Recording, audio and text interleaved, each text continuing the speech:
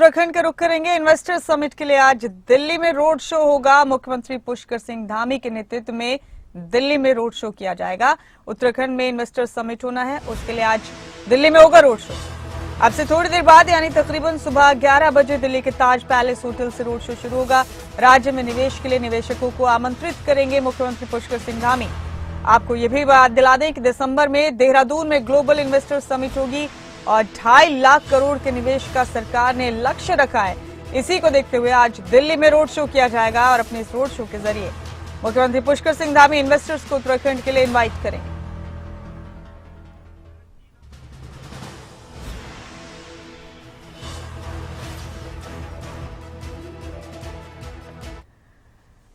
हमारे इस खास कार्यक्रम खबर की तह तक में हमारे तमाम साथी जुड़ चुके हैं। हमारे साथ प्रदीप ठाकुर शिमला से हमारे ब्यूरो हेड हमारे साथ बने हुए हैं। राव शफात अली उत्तराखंड से हमारे ब्यूरो हेड हमारे साथ जुड़ चुके हैं। बहुत स्वागत है आप दोनों का। हरसिमरत पॉल मेरी साथी भी मेरे साथ बनी हुई है चंडीगढ़ से। हरसिमरत आपका भी बहुत बहुत स्वागत है। राव शफात, पहले आप ही के रुख करें। खबर हमने अपने दर्शकों तक पहुंचाई है। उत्तराखंड के मुख्यमंत्री पुष्कर सिंह धामी दिल्ली में आज रोड शो करेंगे। दिसंबर में होने वाली ग्लोबल इन्वेस्टर समिट को बेहद संजीदगी से लिया जा रहा है सरकार की तरफ से और उसी कवायद का हिस्सा है दिल्ली में आज होने वाला रोड शो भी। कैसे समझेंगे इस खबर को, राव शफात?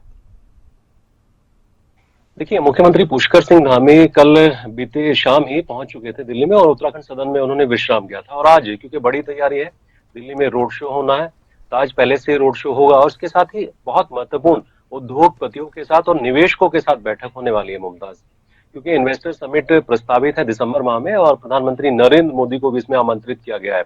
राज्य सरकार का लक्ष्य है, जैसा कि पिछली बार भी जिक्र किया था, कि 2.5 लाख करोड़ रुपए का लक्ष्य है राज्य सरकार का और उसकी ओर कदम बढ़ाती भी जा रही है राज्य सरकार। अभी ब्रिटेन पहुंचे थे मुख्यमंत्री पुष्कर सिंह धामी। 12,500 करोड़ रुपए के एमओयू साइन हो चुके थे। इसके साथ ही अब 16 से 17 अक्टूबर को दुबई का एक कार्यक्रम है।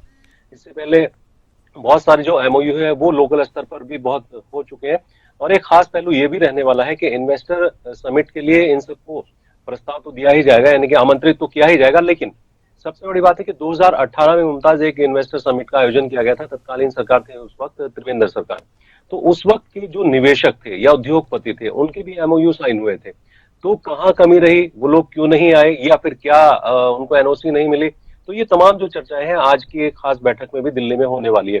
जो उस वक्त के निवेशक थे, मुख्यमंत्री पुष्कर सिंह धामी कोशिश कर रहे हैं कि उन निवेशकों से, उन उद्योगपतियों से भी बात करें जो पहले यहाँ आने के लिए इंटरेस्टेड थे। धीरे धीरे अब क्योंकि वक्त बीतता जा रहा है और जो तैयारियां हैं राज्य सरकार उसमें जुटी हुई है, अपने लक्ष्य की ओर बढ़ती नजर आ रही है। और उसी की एक कवायद है कि मुख्यमंत्री पुष्कर सिंह धामी आज दिल्ली के दौरे पर है। बेहद खास बैठक होने वाली है और उम्मीद है कि आज भी बड़े पैमाने पर एमओयू साइन होंगे। उसके बाद ही दूसरे जो देश हैं वहां का रुख किया जाएगा। जैसा अभी मैंने बताया कि कामयाबी मिलेगी राव शफात उनकी इस जद्दोजहद में।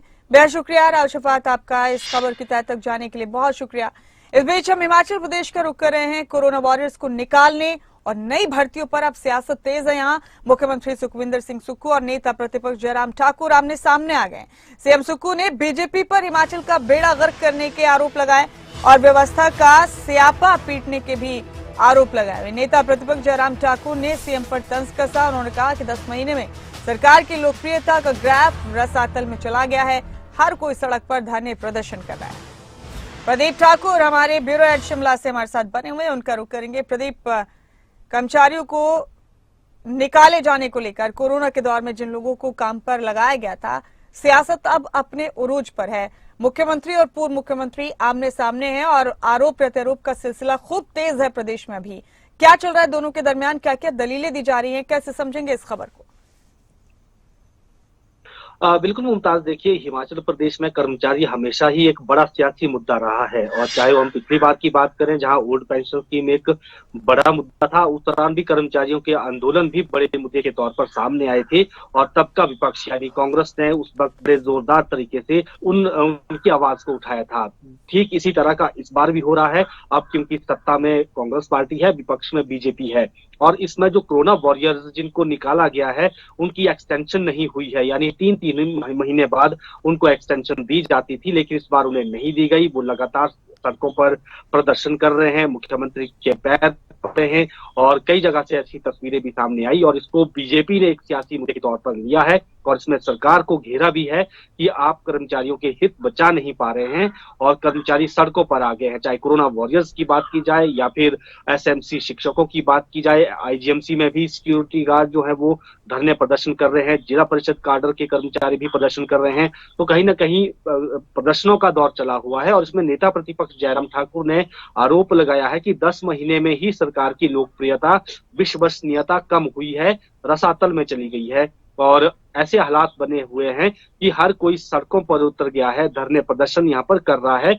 और सरकार उनकी मांग नहीं मान रही है। लेकिन दूसरी तरफ अगर इसी कोरोना वॉरियर्स के विषय को लिया जाए, उसके साथ साथ जो भर्तियां नहीं हो रही है और बेरोजगारों को जो रोजगार देना है, क्योंकि उसको भी बीजेपी एक मुद्दा बना रही है, उस पर मुख्यमंत्री सुखविंदर सिंह सुक्खू का ही जवाब आया है और उन्होंने कहा कि पिछले 5 साल में प्रदेश का बेड़ा गर्क जो है वो तब की बीजेपी सरकार ने किया। देखते हैं प्रदीप आखिर इस जंग का नतीजा क्या निकलता है सियासी तौर पर और उन तमाम कर्मचारियों का भविष्य क्या होगा जिन्हें कोरोना के वक्त काम तो दिया गया लेकिन अब उनकी नौकरियां वापस ले ली गई। बेहद शुक्रिया आपका प्रदीप इस बातचीत के लिए, इस खबर की तह तक जाने के लिए। और यहाँ रुख एक और अहम खबर का करेंगे हम। आतंकी और खालिस्तानी गतिविधियां रोकने के लिए प्रशासन सख्त है। अब आतंकी और खालिस्तानी गतिविधियों पर रोक लगेगी। साइबर सेल और सीआईडी की एक संयुक्त टीम गठित की जाएगी। अपराधियों का समर्थन करने वाले 1297 इंटरनेट अकाउंट ब्लॉक होंगे। अब भी 591 इंटरनेट अकाउंट पुलिस के रडार पर हैं।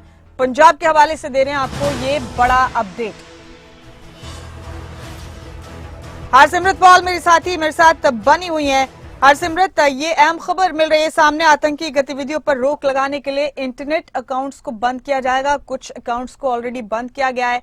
अभी हिमाचल प्रदेश से आज ही एक खबर सामने आई, खालिस्तान जिंदाबाद के नारे दीवारों पर लिख दिए गए हैं। वर्ल्ड कप के चलते सबकी नजर है हिमाचल प्रदेश पर भी, तो इन तमाम गतिविधियों पर रोक लगाने के लिए बड़े फैसले लेने की बात की जा रही है।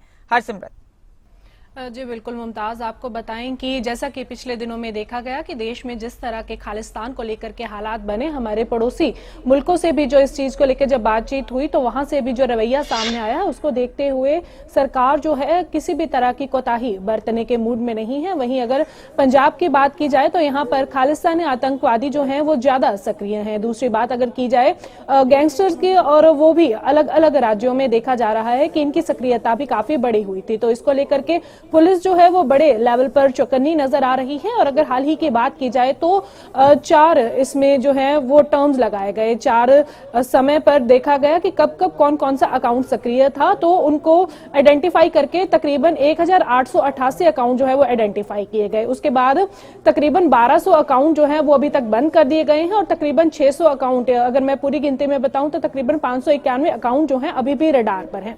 इसकी जानकारी जो है वो चंडीगढ़ के एसपी केतन बंसल ने दी है और उन्होंने बताया है कि एक टीम गठित की गई थी जिसमें ऑपरेशन सेल, सीआईडी और साइबर सेल के कर्मचारी रखे गए थे। उनकी तरफ से लगातार जितनी भी सोशल साइट्स हैं, चाहे वो फेसबुक है, इंस्टाग्राम है, ट्विटर है या फिर यूट्यूब है, उनके ऊपर इनके द्वारा नजर रखी गई थी। सीआईडी के द्वारा एक रिपोर्ट तैयार की गई जो कि आगे सबमिट की गई और उसके आधार पर ये जो अकाउंट्स है ब्लॉक किए गए हैं। आपको ये भी बता दें कि ये जो गैंगस्टर हैं ये पंजाब, हरियाणा, राजस्थान, उत्तराखंड समेत और कई राज्यों में सक्रिय हैं, जैसे कि हिमाचल प्रदेश की भी आपने बात की।